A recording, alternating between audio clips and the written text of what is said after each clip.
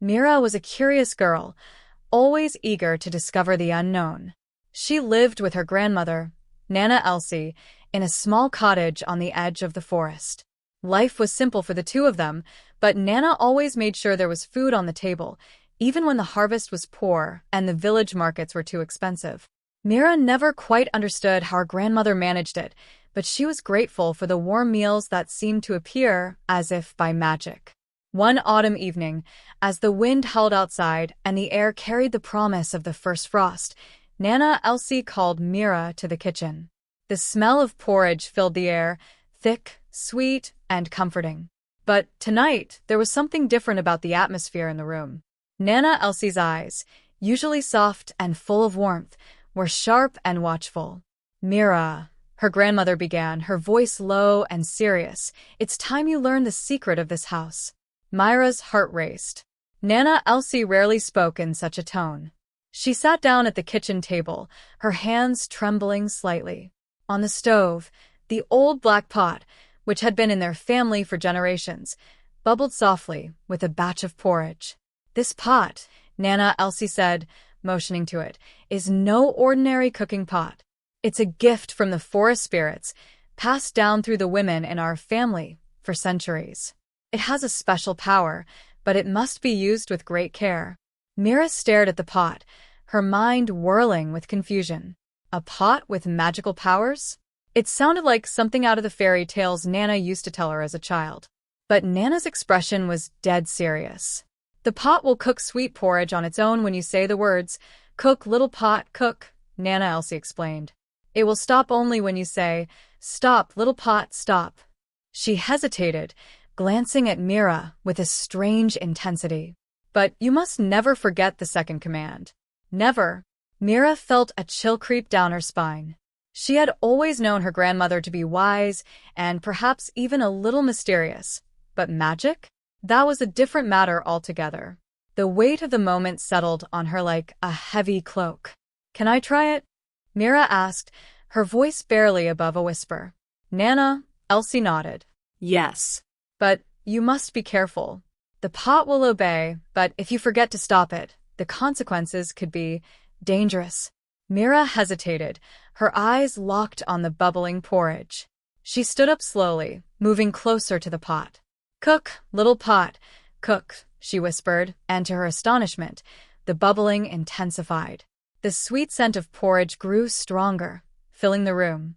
The pot stirred on its own, as though an invisible hand was working inside it. Mira stepped back, awe and excitement flooding her veins. She watched the pot churn out the thick, delicious porridge. Her mouth watered, but then she remembered Nana Elsie's warning. "Stop, little pot, stop," Mira said quickly, and just like that, the pot stilled. The bubbling ceased, and the room fell silent again. Nana Elsie smiled, though there was something strange about the way she did. "Good. Now you understand. This pot will never let us go hungry, Mira. But always remember the power it holds." Mira nodded, feeling the gravity of the responsibility settling in. She had never had to worry about food before, but knowing that it was due to this enchanted pot made her uneasy. That night, Mira lay in bed, her mind racing with thoughts of the pot and its strange magic. What could possibly happen if she forgot to stop it? Could something so simple as porridge really be dangerous? Outside, the wind howled louder, rattling the windows of the cottage. Mira closed her eyes, trying to shake off the unsettling feeling that had taken root in her chest. She couldn't know it then, but this was just the beginning. The following weeks passed in a strange sort of haze. Mira used the pot sparingly, always careful to remember the commands her grandmother had taught her. Life continued much as it always had, but the pot's presence loomed larger in her mind with each passing day. One evening, after an exhausting day helping Nana Elsie with chores, Mira found herself alone in the cottage. Nana had gone to visit an old friend in the village, leaving her granddaughter in charge of the house. Mira's stomach growled loudly, reminding her that she hadn't eaten since midday. With Nana gone, she decided to use the pot to make some porridge for herself. The sweet aroma was irresistible, and the magic was so simple to use. There was no harm in it, she reasoned. She lit the fire under the stove and whispered the words, Cook, little pot, cook. Just like before, the pot came to life, bubbling with delicious porridge. Mira smiled, satisfied as she set the table. As the pot filled with porridge, a thought crept into her mind. What if she didn't stop it right away? What if she let it cook a little longer than usual? After all, there was always a shortage of food in the village, especially as winter approached. If she let the pot cook just a bit more, they could store the porridge for later. Perhaps they could even help their neighbors. Her curiosity piqued, and she let the pot continue its work. The porridge rose higher and higher in the pot, but Mira didn't feel any immediate need to stop it. She watched the thick, creamy mixture swirl and bubble, filling the kitchen with a heavenly smell. Her stomach rumbled in anticipation, and she was tempted to grab a bowl before it even finished. But just as she was about to stop the pot, there was a loud knock at the door. Startled, Mira hurried to answer it. Standing on the doorstep was Mrs. Cray, one of the village elders. Her face was lined with concern, and she clutched a basket of herbs in her hands. "Oh, Mira dear, I hope I'm not interrupting," Mrs. Cray said breathlessly. "I just came to check on your grandmother. Is she here?" Mira shook her head, glancing back at the kitchen where the pot continued to bubble. "No, she's gone to visit a friend." "Is everything all right?" Mrs. Cray hesitated, her eyes narrowing slightly. "I had a strange dream last night about your grandmother and that pot of hers." Mira felt a chill crawl up her spine. "What kind of dream?" "A warning," Mrs. Cray said, her voice dropping to a whisper. "A warning about letting the pot cook too long. Your grandmother must have told you that pot can be dangerous if misused." Myra's heart raced. She hadn't stopped the pot. She quickly excused herself and ran back to the kitchen, her pulse pounding in her ears. The sweet smell of porridge was now overwhelming, almost suffocating. The pot was overflowing, thick porridge spilling onto the stove, the floor, everywhere. "Stop, little pot, stop," she cried. But nothing happened. The pot continued to bubble, spilling more and more porridge.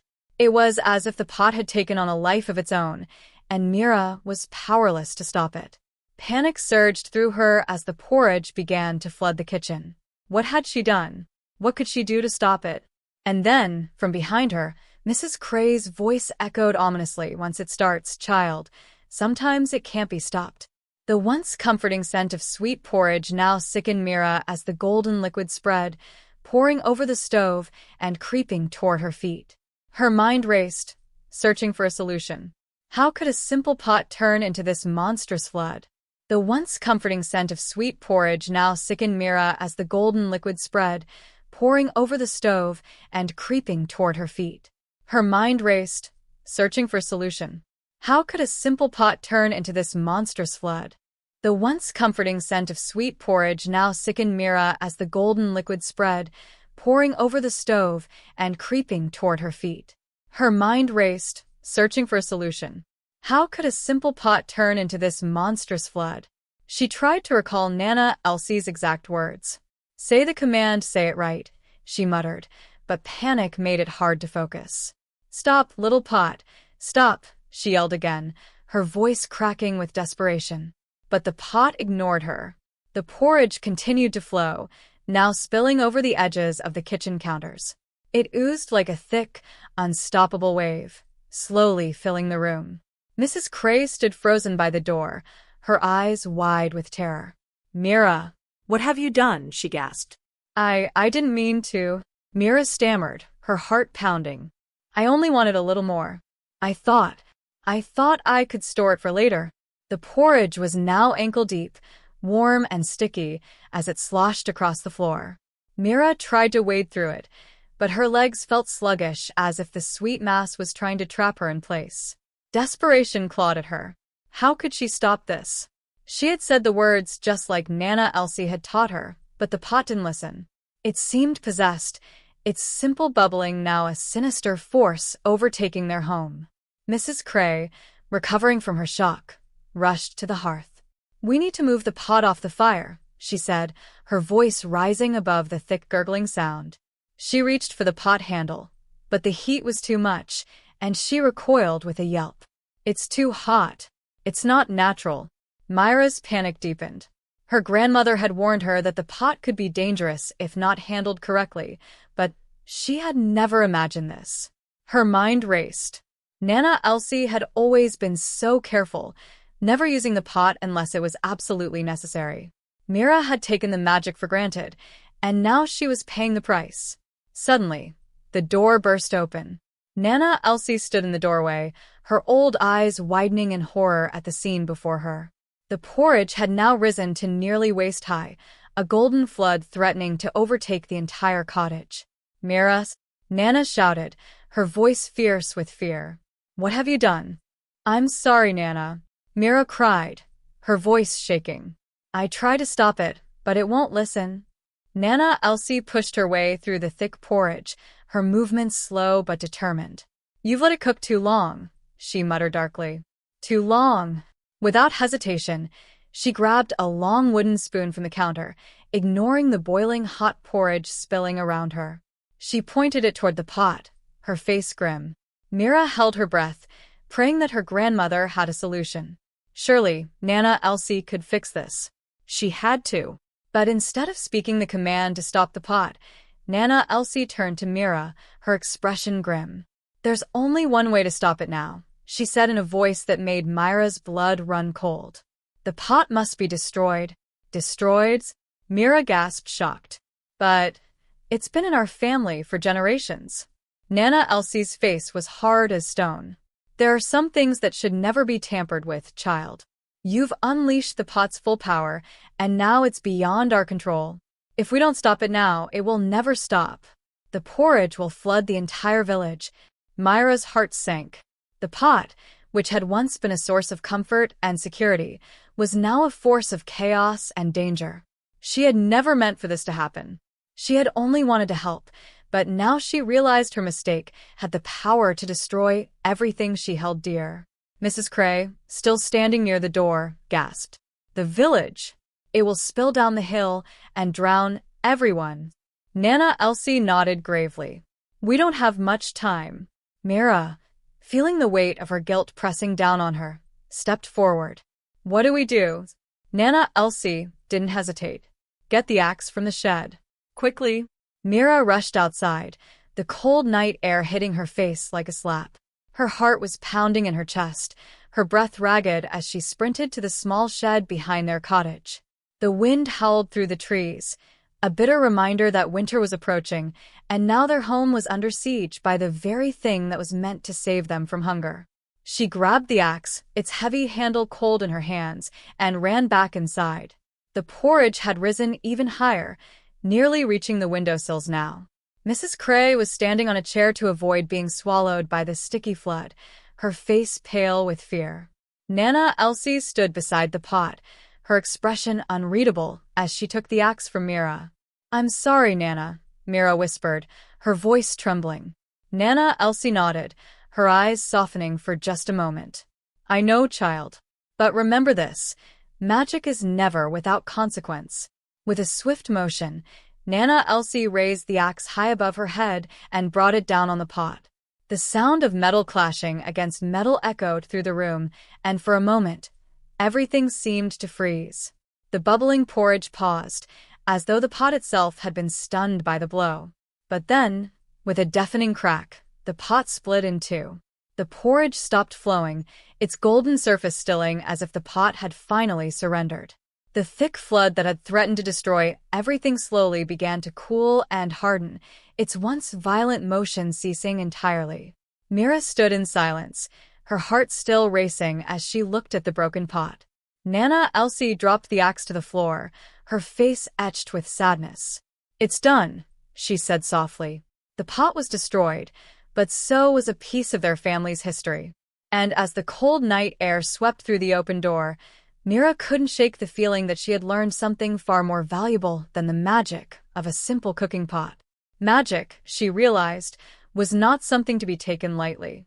The silence in the cottage was thick, almost suffocating. Mira stood frozen, her eyes fixed on the broken pot lying in pieces on the kitchen floor, surrounded by the cooling mass of porridge. The weight of what had just happened hung in the air, as heavy as the scent of sweetness that now felt cloying and sickening.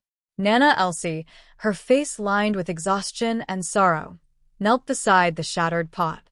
She ran her fingers gently along the jagged edges of the broken metal, her expression unreadable. It was as if she were mourning a lost friend. Mira wanted to say something, anything, but the words wouldn't come. The enormity of what she had done pressed down on her chest, and she couldn't help but feel the crushing weight of her mistake. This pot, this simple-looking object, had been a cornerstone of their family for generations, a symbol of survival, of never going hungry. And now it was gone, destroyed because of her recklessness. Mrs. Cray, who had been standing on the chair, gingerly stepped down, her face still pale but her expression one of cautious relief. "Thank goodness," she whispered, shaking her head. "I feared it would never stop." But Nana Elsie's eyes remained fixed on the broken pot, her face dark with something more than mere sadness. Mira swallowed hard, the guilt rising up inside her like a wave she couldn't hold back. "Nana," she began, her voice cracking. "I'm so sorry. I didn't mean for this to happen. I thought I could help. I thought we could store more food for the winter." Nana Elsie didn't look up. "Magic," she said quietly, almost to herself, "is not meant to be used for greed, even if it's disguised as good intentions." Mira winced. "But I wasn't trying to be greedy. I was just trying to help us. I thought. Protect you, but if you lose control of it, it will consume everything." The room. Nana finally lifted her gaze, her eyes filled with both weariness and a kind of ancient wisdom that Mira had never seen in her before. "Mira, magic is like a fire. It can warm you, feed you," grew colder with those words, as if even the lingering warmth from the stove had been snuffed out. Myra's hands trembled, and she found herself stepping back, unable to meet her grandmother's gaze. "I didn't know," Mira whispered, her voice barely audible. "No," Nana Elsie said, her tone still soft but firm. "You didn't know because you didn't listen. The pot was never meant to be used carelessly. It was a gift from the forest spirits, a blessing with limits. You took more than it was meant to give." Mrs. Cray, who had been watching the exchange with growing discomfort, cleared her throat. "We were lucky today. It could have been far worse, child. The entire village could have been in danger if your grandmother hadn't acted." Mira felt a lump form in her throat. The thought of the porridge flooding the village, harming people, made her stomach churn. How close had she come to causing a disaster? "I'll make this right," Mira blurted out suddenly, her voice breaking the heavy silence. She wasn't sure how, but the idea of simply standing there, accepting her mistake without action, felt unbearable. "I'll find a way to fix this, Nana. I swear it." Nana Elsie sighed deeply, standing up from the floor and brushing off her hands. "The pot cannot be repaired, Mira. It's broken, and with it, the bond to the spirits that blessed it." The finality of her words crushed Myra's fragile hope. The pot, the thing that had kept them from hunger for as long as she could remember, was truly gone. But then, something flickered in Nana's eyes, a glint of something Mira hadn't seen before. It wasn't hope, exactly, but there was a trace of determination in her grandmother's expression, as if she had made some sort of decision. "However," Nana said slowly, "there may be another way." Myra's heart skipped a beat. "Another way? What do you mean?" Nana turned her gaze toward the dark window, where the trees of the forest loomed like silent sentinels in the night. "The forest spirits gave our family this pot long ago, as a reward for a kindness one of our ancestors showed them. But they are not bound to our family alone.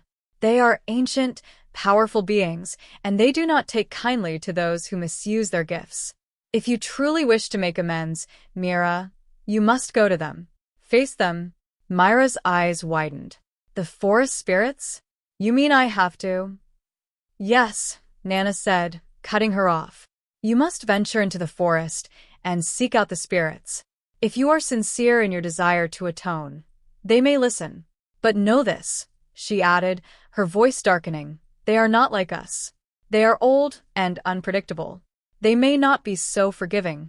Myra's stomach twisted with fear, but she knew she couldn't turn back now. She had caused this disaster, and it was her responsibility to fix it, no matter what it took. "I'll go," Mira said, her voice shaking but firm. "I'll find them," Mrs. Cray gasped, stepping forward. "Child, you can't be serious. The forest is dangerous, especially at night. The spirits are, well, they don't take kindly to intruders." Nana Elsie gave a small nod. "She's right. The spirits are not always kind, and they may test you in ways you can't imagine. But this is the path you've set for yourself, Mira. You must go alone." The fear inside Mira flared again, but she pushed it down. She had made this mess, and she wouldn't run from it now. She owed it to her grandmother, to the village, and to herself to make things right. "Then I'll leave tonight," Mira said, her voice steadying. "I'll go into the forest and seek their forgiveness." Nana Elsie's eyes softened with a mixture of pride and worry. "Very well. But remember, Mira, once you enter the forest, you are at their mercy. Tread carefully and always show respect." Mira nodded, her heart hammering in her chest as the weight of what she was about to do settled over her. The cottage, once filled with the warm scent of porridge, now felt cold and empty as she prepared to leave. The night outside was pitch black, the wind howling through the trees like a distant warning. With one final glance at her grandmother, Mira stepped outside into the dark, unknown world of the forest, her heart pounding with both fear and determination. The spirits were waiting. The darkness outside the cottage was absolute. The wind whistled through the towering trees that loomed like shadowy giants against the sky, their branches swaying and creaking in the night. Mira pulled her cloak tighter around her shoulders, the cold biting at her skin as she stepped away from the warmth of the house. Every instinct pulled her to stay inside, to retreat to the safety of her bed and forget about the forest spirits, but she knew there was no turning back now. Nana Elsie watched her from the doorway, her face a mask of concern. "Remember what I told you, Mira," she said, her voice low but carrying on the wind. "The forest spirits are ancient and powerful. Speak to them with respect, no matter what they say or do. Do not anger them, or your journey will be in vain." Mira nodded, swallowing the lump of fear in her throat. She couldn't afford to fail, not after everything she had done. "I'll be careful, Nana," she promised, though her voice betrayed her uncertainty. With a final glance at her grandmother and the cottage that had been her world for as long as she could remember, Mira turned and headed into the forest. The trees seemed to close in around her as she walked, their twisted branches casting strange, shifting shadows on the ground. The deeper she ventured, the more the air seemed to change, growing colder and heavier. It was as if the forest itself was alive, watching her, waiting for her next move. Every snap of a twig, every rustle of leaves, made her heart jump. She tried to remind herself that she had walked through these woods many times before. But tonight, under the cloak of night, the forest felt different. Sinister. Mira gripped the wooden staff she had brought for support, her eyes scanning the darkness ahead. Somewhere deep in these woods were the spirits she needed to find, the ones who had granted her family the enchanted pot all those years ago. Nana Elsie had said they might be merciful, but Mira could feel the weight of their judgment already pressing down on her. After what felt like hours of walking, Mira came to a small clearing bathed in the pale light of the moon. The trees here were even older, their bark gnarled and twisted as if they had been bent by the weight of centuries. The air was thick with the smell of damp earth and moss. A chill ran down her spine as she realized she wasn't alone. In the center of the clearing stood 3 figures, shrouded in shadow. They were tall, their forms barely distinguishable from the dark trees around them, but their presence was undeniable. Myra's breath caught in her throat. She knew instantly that these were the forest spirits. For a long moment, neither she nor the spirits moved. The forest seemed to hold its breath, waiting. Mira took a deep breath, trying to steady her racing heart, and stepped forward. I have come to seek your forgiveness," she said, her voice trembling but clear. "I used the magic pot carelessly. I didn't understand the power it held, and because of me, it has been destroyed." The figures remained silent, their eyes, if they had eyes, seeming to bore into her, weighing her every word. Mira continued, her voice growing more desperate as the silence stretched on. "I didn't mean for this to happen. I only wanted to help, to make sure we had enough food for the winter. But I was wrong. I used the magic selfishly, and now I've ruined everything. One of the spirits, the tallest of the three, stepped forward, its form shimmering slightly in the moonlight. When it spoke, its voice was like the rustling of leaves and the creaking of old wood. You have broken the trust that was given to your family. The pot was a gift, a token of our favor, and you have misused it. Myra's heart sank. The weight of their words crushed her with guilt. She dropped to her knees in the cold dirt, her voice thick with emotion. Please, I'm sorry. I'll do anything to make it right. Just tell me what I can do. The second spirit moved closer, its voice harsher than the first, like the crack of dry branches. Your intentions do not excuse your actions, child. You allowed greed to guide you, and now you must face the consequences. Myra's mind raced, panic threatening to overwhelm her. Was this it? Were the spirits going to punish her for what she had done?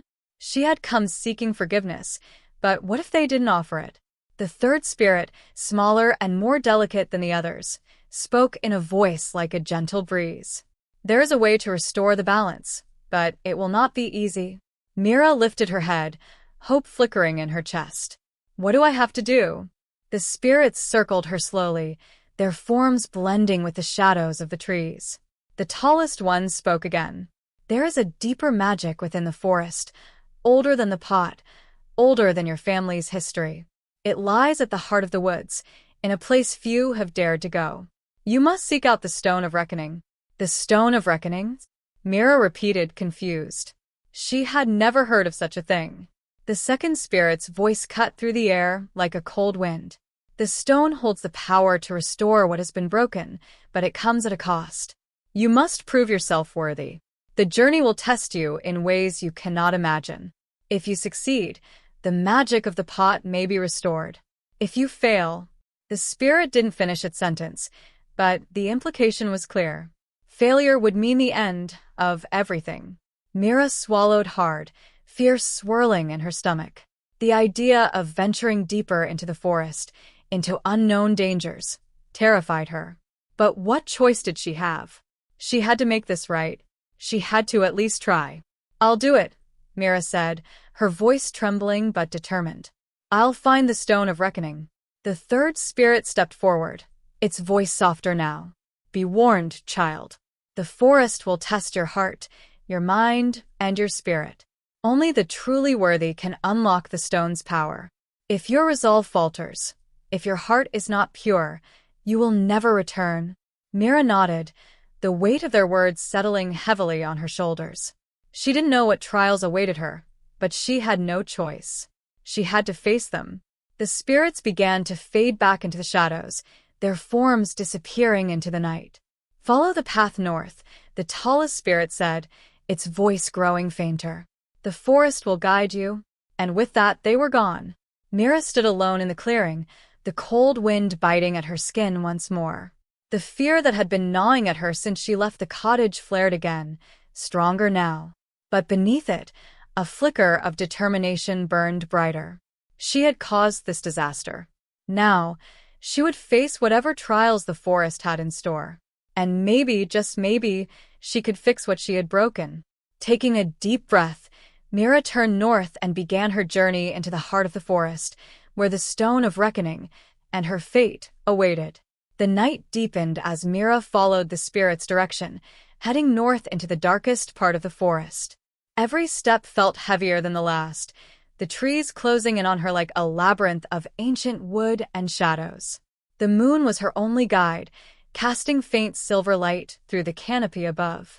Her heart pounded in her chest, a mix of fear and determination warring inside her. The path before her was barely visible, more of a suggestion than a clear trail. Twisted roots curled up from the ground like the bones of some ancient creature, threatening to trip her with every step. The deeper she went, the colder it grew, the air thick with an eerie silence that seemed to press in from all sides. Myra's breath fogged in front of her, and the only sound she could hear was the steady crunch of leaves beneath her boots. But even that was unnerving. Every now and then, she stopped, glancing over her shoulder, feeling the eyes of the forest upon her. The spirits had warned her. This journey would test her heart, her mind, and her spirit. She didn't know what those tests would be, but she had to stay sharp. The Stone of Reckoning. The words echoed in her mind, both a promise and a threat. It could restore the magic of the pot, but the spirits had been clear. It would not be easy, and the forest would challenge her in ways she couldn't anticipate. After what felt like hours of walking, Mira noticed something strange. The trees around her began to shift, their shapes warping as though they were breathing, alive in a way she had never seen before. The ground beneath her feet grew softer, almost spongy, as though the earth itself was unstable. She took another step, and suddenly, the forest floor gave way beneath her. With a sharp cry, Mira tumbled into darkness, her arms flailing as she slid down a steep, hidden slope. Dirt and leaves scraped at her skin as she struggled to stop herself, but the slope was too slick. She slid further and further until, with a painful thud, she landed in a shallow, muddy pool at the bottom. Slowly, cautiously, Mira approached. Her breath caught in her throat when she recognized the figure. It was her mother. Her mother, who had disappeared into these very woods 5 years ago and never returned. "And mother?" Mira whispered, her voice shaking. She blinked, her mind reeling with disbelief. How was this possible? Her mother had been lost to the forest for years, presumed dead. This had to be some kind of illusion, a trick played by the forest to test her. Coughing and gasping, Mira sat up, wiping the mud from her face. Her heart raced as she looked around, trying to get her bearings. She had fallen into some sort of ravine, deep and narrow, with steep walls rising on either side. Above, the trees leaned inward, their branches intertwining to form a thick canopy that blocked out most of the moonlight. Panic flickered at the edges of her mind. How was she supposed to get out of here? She glanced back at the slope, but it was too steep and slick to climb. She was trapped. "Stay calm," she whispered to herself, forcing down the rising fear. "You can do this." She stood, her legs trembling slightly from the shock of the fall, and began to explore the ravine. There had to be a way out. The spirits wouldn't have sent her on a journey that was impossible, right? But as she walked, the oppressive feeling of the forest pressed down harder. The silence was louder now, the shadows deeper, as if the very trees were watching her, waiting. And then she saw it, a figure in the distance, standing motionless in the middle of the ravine. Mira froze, her heart skipping a beat. The figure was cloaked in shadow, its form indistinct, but it seemed familiar.